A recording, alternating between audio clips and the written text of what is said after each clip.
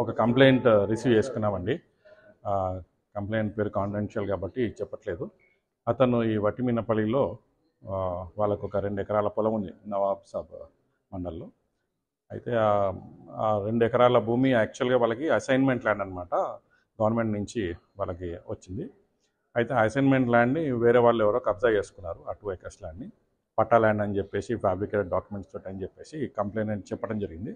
దాని తర్వాత కంప్లైంట్ ఇక్కడ ఈ కలెక్టర్ ఆఫీసు, తర్వాత లోకల్ తహసీల్దార్ ఆఫీస్కి అప్రోచ్ చేయడం జరిగింది. దాని తర్వాత ఒక అప్లికేషన్ కూడా ఇవ్వడం జరిగింది. అప్లికేషన్ ఇచ్చిన తర్వాత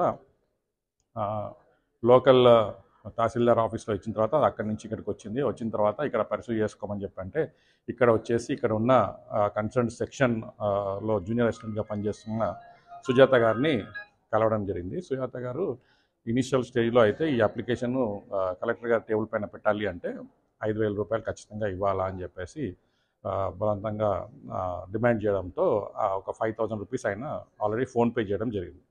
చేసిన తర్వాత కలెక్టర్ గారి టేబుల్ పైన ఫైల్ వెళ్ళిన తర్వాత కలెక్టర్ గారు ఆర్డర్స్ ప్రాసెస్ చేసి ఆర్డర్స్ ఇవ్వడం జరిగింది. ఆ ఆర్డర్స్ని మళ్ళీ ఇక్కడి నుంచి తహసీల్దార్ ఆఫీస్కి పంపించాలా. ఇప్పుడు తహసీల్దార్ ఆఫీస్కి పంపించాలా అంటే దానికి మళ్ళీ 20,000 రూపీస్ వాళ్ళు డిమాండ్ చేయడం జరిగింది. ఆ 20,000 రూపీస్ ఆల్రెడీ నేను 5,000 రూపాయలు నేను ఇచ్చాను కదా, మళ్ళీ ఇంకొక 15,000 ఇంకా ఎక్స్ట్రా అని చెప్పేసి మీరు అంటున్నారు. 20,000 అంటే 25,000 అవుతుంది టోటల్గా అని చెప్పేసి కంప్లైంట్ రిక్వెస్ట్ చేస్తే సరే 5,000 ఇచ్చా కాబట్టి ఇంకా మిగతా 15,000 ఇవ్వమని చెప్పేసి డిమాండ్ చేయడం జరిగింది. సో ఆ ప్రాసెస్లో మా దగ్గర వచ్చి కంప్లైంట్ చేస్తే ఈ 15,000 రూపీస్ ఈరోజు తను తీసుకుంటుండగా రెడ్ హ్యాండెడ్గా పట్టుకోవడం జరిగిందండి. ఇప్పుడు ఆ సుజాత గారు ఇక్కడ జూనియర్ అసిస్టెంట్గా చేస్తున్నారు ఈ సెక్షన్లో. సో దీని తర్వాత ఇంకా అరెస్ట్ చేయడం జరుగుతుంది. ఇంకా మిగతా ప్రాసెస్ అన్నీ కూడా ఇన్వెస్టిగేషన్ నార్మల్ ప్రొసీజర్ ప్రకారము చేస్తామండి. సార్ సుజాత పాటు ఇంకా వేరే ఉన్నారా? ఇప్పుడు ప్రస్తుతం మా ఇన్వెస్టిగేషన్లో మాత్రం తన పాత్ర ఒకటే తెలిసిందండి. ఇంకా ఇన్వెస్టిగేషన్ అనేది జరుగుతూ ఉంది.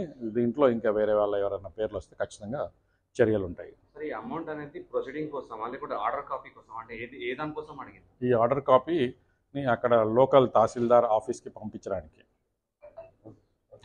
Thank you.